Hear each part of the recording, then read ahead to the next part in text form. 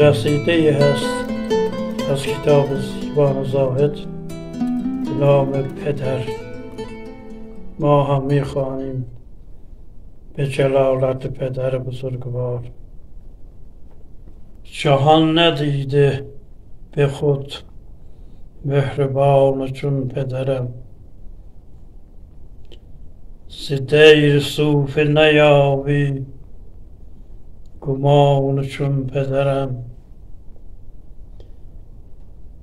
بسرشت لم یزلی در ازل چنین خاکم، بیان حق کنم کرد عیان چون پدرم. اجل رسید نگوید چنین بود و چنان، امان کجاست مرا از زمان چون پدرم. بیا حکایت دل را ز موج غم بشنو، که رنج ها ندید از زمان چون پدرم. گذشت عمر ز من پوک گشت بنیادم، نهم به خاک سرم در نهان چون پدرم. کند فرا و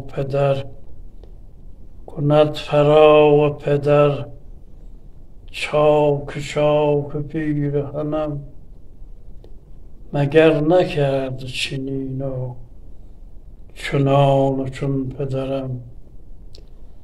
غم زمانه دگر با من آشنا گشته، که پیر خسته کند هر جوان چون پدرم.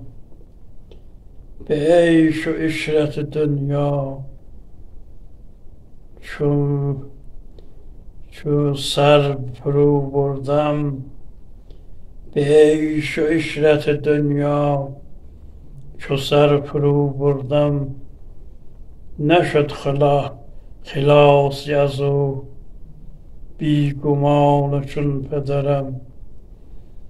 بیا تو جان برادر غم زمان مخور، که خرده پیر شده بی گمان چون پدرم. خوشا آن روزگاری که تو بودی یار غمخوارم،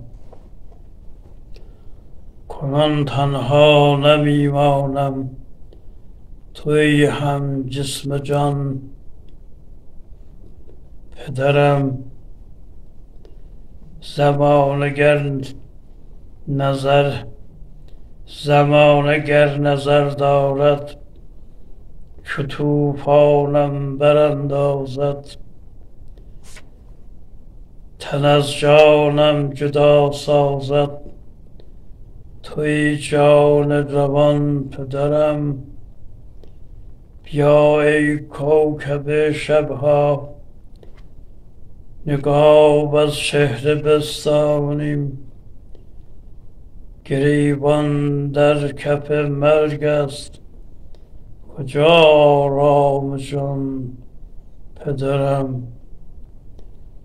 به دنیا دل نپردازم لجامش را براندازم، به بد دل راضیش سازم همزمان پدرم.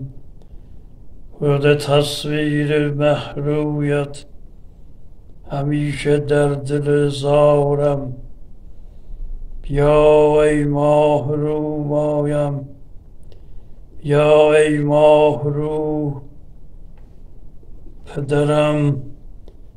باشد ارغوان پدرم به زلف پرخم از سوگند، جانم بسته بر تاریست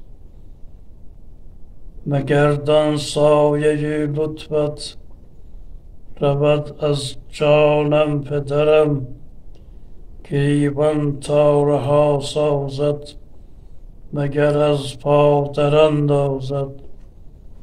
گریبان کی رها سازد مگر از پا در اندازد. مگو زاهد پشیمان است ز کرده ناتوان پدرم.